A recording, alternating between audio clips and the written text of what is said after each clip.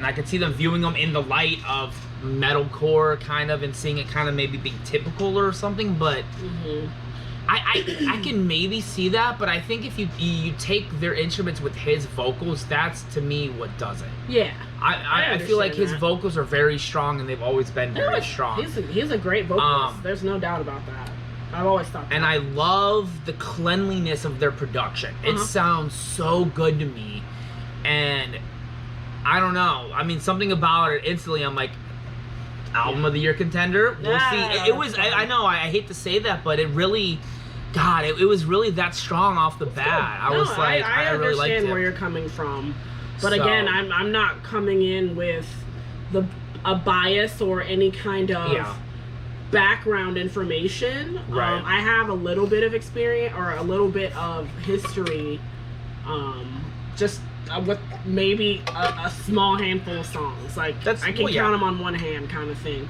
So I knew I wasn't expecting anything. I knew kind of what their sound was.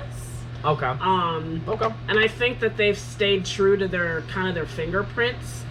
But I also, again, that's fair. I think I'm kind of in the middle. Like, I don't dislike it, but I'm not like as impressed or in love with it as you are. I don't know what it is. I mean, I'm with you. Like, I look at albums as a whole too. I don't like playlists. That's kind of the new thing now in 2025, or really the 2020s. I don't like that. I love albums. I like albums. I mean, I look at it as, if you get a book, you don't just read a chapter. You read the whole book. Thing, and then you say, I liked it or I didn't like it. And then so I view that's what I'm doing. Yeah, I view it that way too. It's just, I mean, to me, that song in its own right made that strong of an impact to me, and I was like, I actually think it had single, like, being released as a single potential. I think that would be I'm glad they did very it, strong single. I like that. I think it's great that they didn't. I'm just saying that could stand alone.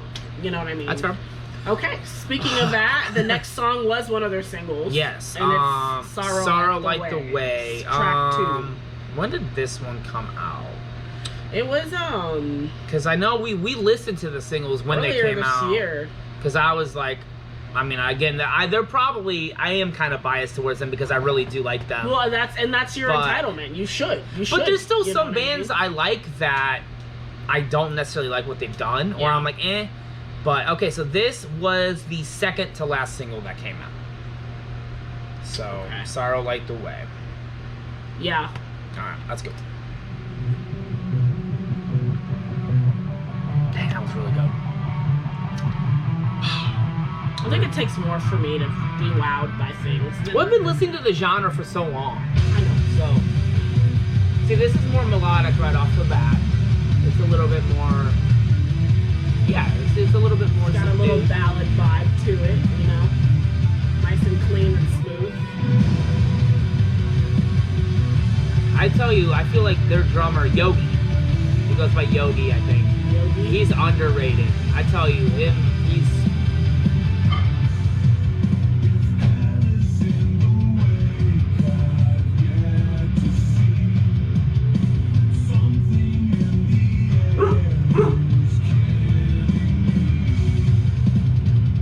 The drums still? I hear the drums. Jeez. I hear the drums. Get it.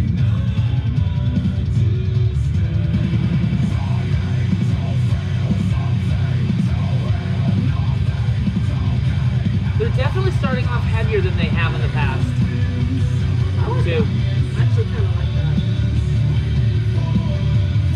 Oh, I got goosebumps. I can't. I can't. I love this band. Don't listen to me.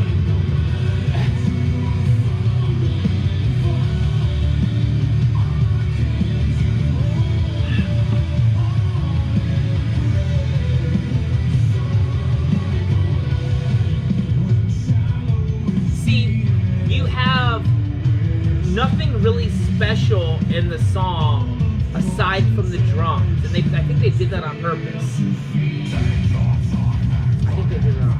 So you're saying that they pulled the guitar back, the bass back, so the drums can be the voice? Yep. Absolutely.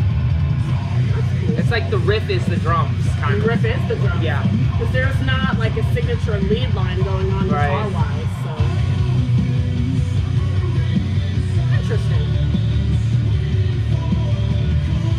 band will do that. They won't rely on just one instrument their entire career. But this is what they've done on Exile, the album before this one. The drums again, and it's really. I'm not quite sure lyrically what they're saying, but based on the drums, it seems like they're giving the feeling of like going forward. You know what I mean? Breakdown incoming.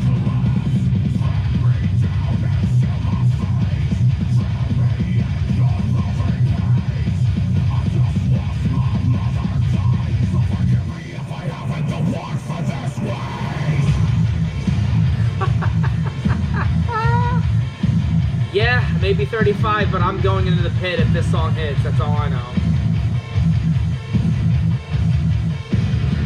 What? You need a pit.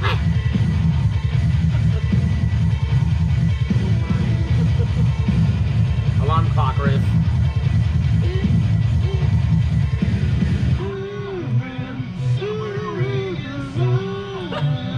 You definitely like it. He only hums things that he loves.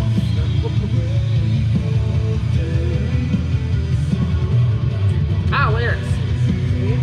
Not everything though. Yeah. I'll take it.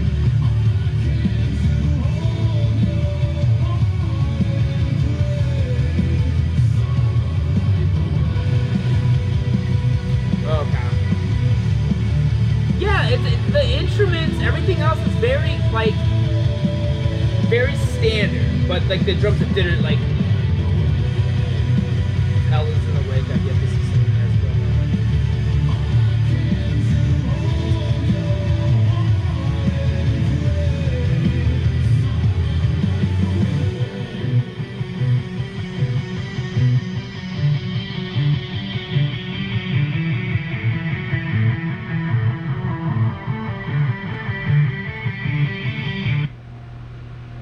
Yeah.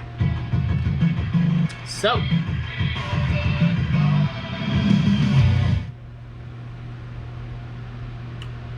Okay. Well. Oh, I think it was trying to do it. Yeah. Okay, you first. What are your thoughts? Again, like again, hearing it at first, I'm like, okay, it's kind of sounding kind of basic, but yeah, the drums and the verse, again, it's like they were the lead, and then I love that, and again, follow that with the vocals and reading the lyrics here. I'm like, yeah, there's this part where he gets the loudest. yeah, It's every door is painted black. I feel my fate collapse. Drag me down and seal my fate. Drown me in your loving hate.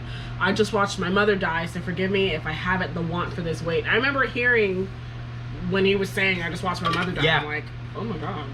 That's yeah, that's dark. That's wow. difficult. So I could see why this song is the way it is. You know what I mean? So yeah, I definitely think musically it was really well done. Mm-hmm. Like I liked it. I definitely liked it more than the first one. If I have to wow. give it a place. Wow. Impressive. But cool. I mean, I don't know. I think I don't know what the lyrics were for this first song, but I think when an artist typically is sharing from a point or a place like that, it tends, I don't know, at least in my opinion, I think it tends to come out a little like better. I don't know. I don't want to say that people have to have misery to make good things, but when people are miserable, the things they make tend to be really good. Yes, so that's what I'm saying. Like, very and true. I remember listening to Landmarks, and when he was, you know, when they or he or whomever is the one who does the writing was sharing from the darkest place they'd ever been. I'm like, dang, this is a banger. Yep. And it's because he was really going through hell, which is terrible, but yeah, I think as humans we all go through that. So it I don't know, I guess it touches me in a different way, but I definitely hear it, and I think it resonates with me with the way that they wrote it, and how it comes out is a lot more attractive to me. That's how I felt. That's why I felt like I liked it a little bit more than the first song. So more from like a lyric perspective. I think kind of thing. not just lyrics, actually, because the lyrics was the last bit. For me, actually, it was...